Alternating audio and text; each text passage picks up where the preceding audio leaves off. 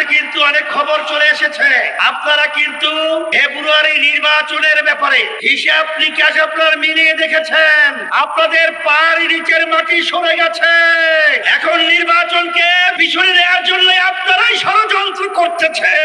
এই সিগন্যাল কিন্তু আমাদের কাছে এসে গেছে। এখন কথা পরিষ্কার, যারা নাকি ক্ষমতা প্রেমিক রয়েছেন বারবার আমাদেরকে মানুষের কাছে বিতর্কিত করার জন্য আপনারা বলেছেন আমরা নাকি জাতীয় নির্বাচনকে প্রশ্নবিদ্ধ করছি, পিছিয়ে নেওয়ার ষড়যন্ত্র করছি। কিন্তু মাঠের দিকে চেয়ে দেখেন, আমরা জাতীয় নির্বাচনের জন্য প্রস্তুত রয়েছি এবং দেশকে রক্ষা করার জন্য, মানবতার কল্যাণ মুক্তির জন্য আমরা যে 5 দফা দাবি নিয়ে মাঠে নেমেছি, সেই 5 দফা বাস্তবায়নের জন্য আজকে বাংলাদেশের আপামর জনতা তারা আজকে রাজপথে চলে এসেছে।